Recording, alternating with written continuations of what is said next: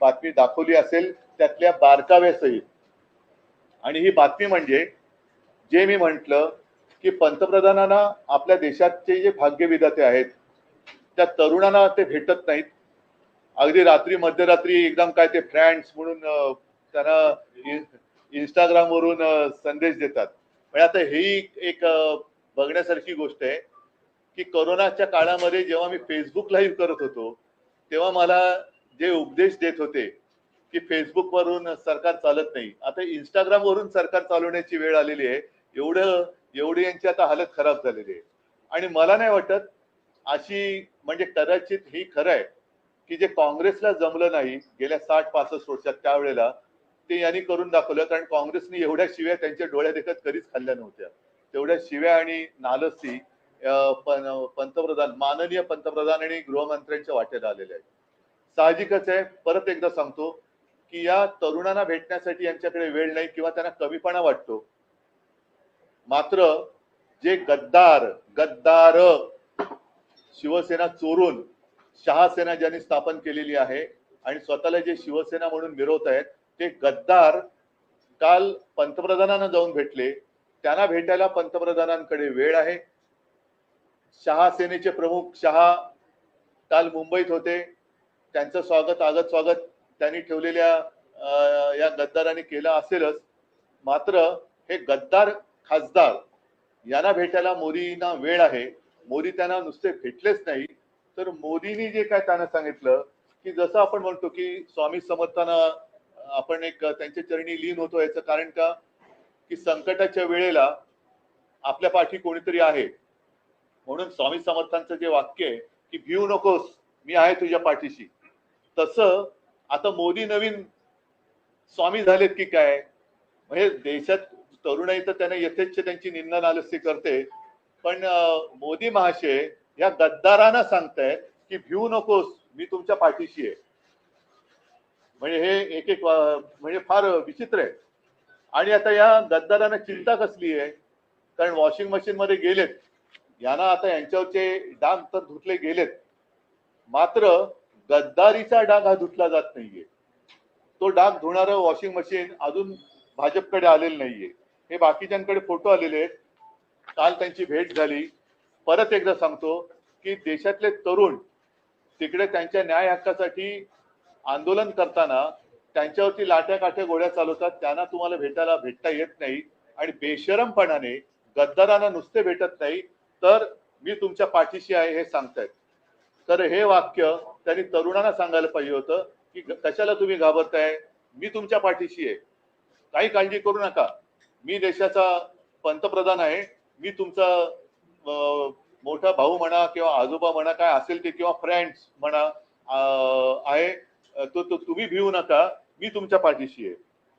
आता हे जे काही वाक्य आहे हे वाक्य त्यांनी कशासाठी उद्गारलं बरं? ही जर का बंद दाराआडची चर्चा असेल तर बंद दाराआडच्या चर्चेतलं नेमकं हे वाक्य बाहेर आणण्याचं कारण काय, की कोणावरती ही कोणाला तुम्ही संदेश देताय? आता ही जी आहे नवभारत मध्ये सुको म्हणजे सुप्रीम कोर्ट की सुनवाई से टेंशन में शिंदे म्हणून तुम्ही भेटलात का यांना? कारण आता आमचा हा पक्ष पुन्हा 6 खासदार फोडून सुद्धा महिना तर झालेला आहे ना। आणि लोकसभा अध्यक्षाने अगदी अपेक्षेप्रमाणे निर्णय दिलेला आहे, पुन्हा कोर्टबाजी वगैरे सुरू होईल। पण कोर्टात सुनावणी सुरू असताना हे गद्दार त्यांना जाऊन भेटण्याचं कारण काय? आणि परत आता हे पण म्हणून मी या पेपर सकट आणले, चिंता करू नका मी तुमच्या पाठीशी। म्हणजे हा संदेश ते कोणाला देत आहेत? कोर्टाला धमकावणी देत आहेत का, धमकावत आहेत का हे की मी आहे यांच्या पाठीशी? का अमित शहाना देत आहेत? कारण मागे असं होतं की हे मिंदे जायचे तेव्हा ते त्यांच्या शहासेनेच्या प्रमुखाला भेटायचे। आता शहासेनेच्या प्रमुखाला ते भेटायची त्यांना गरज नाही, कारण त्यांचा आता बहुतेक बॉस बदललाय, आता ते थेट मोदींना भेटतात। आणि विशेष म्हणजे शहा इकडे असताना ते मोदींना भेटतात। म्हणजे मग हा जो काय भिवू नको मी तुझ्या पाठीशी आहे ही धमकी वजा संदेश सुप्रीम कोर्टाला मोदींनी दिलाय, अमित शहाने दिलेला आहे, देवेंद्र फडणवीसांना दिलेला आहे की प्रशासनाला दिलेला आहे?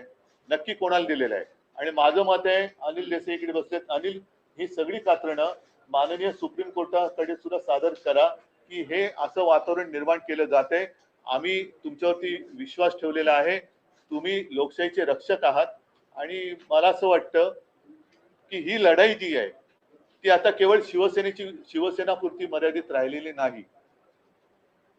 आता हा जो काही गद्दारीचा व्हायरस आहे, हा व्हायरस संपूर्ण देशात पसरलेला आहे आणि कदाचित मोदींनी हा संदेश इतर पक्षातल्या होऊ शकणाऱ्या गद्दारांना पण दिलाय का, की तुम्ही काळजी करू नका, गद्दारी करा, आमच्याकडे या, मी तुमच्या पाठीशी आहे, बघूया तुमचा आपका बाल भी नहीं बाका होगा, मैं देखता हूं.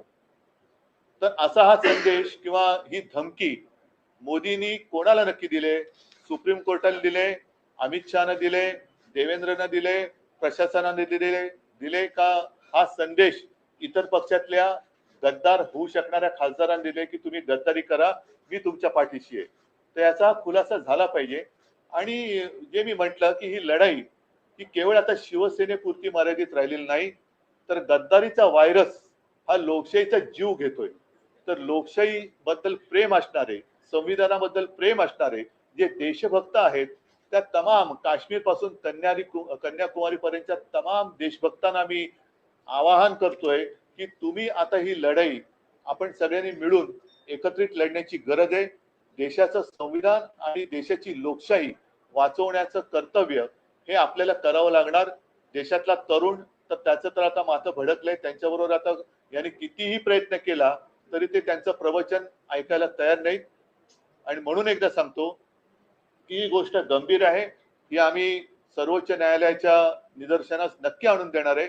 पण मोदींनी सांगायला पाहिजे की हा धमकी वजा संदेश तुम्ही नेमका कोणाला दिलाय आणि गद्दारांना आता नेमकं भय कसलंय. वॉशिंग मध्ये धुवून घेतल्यानंतर सुद्धा तुम्ही पुन्हा का घाबरून तुमची पळापळ का होते, का शेपट्या घालून तुम्ही मोदींकडे जाताय, तर ह्याचा खुलासा व्हायला पाहिजे.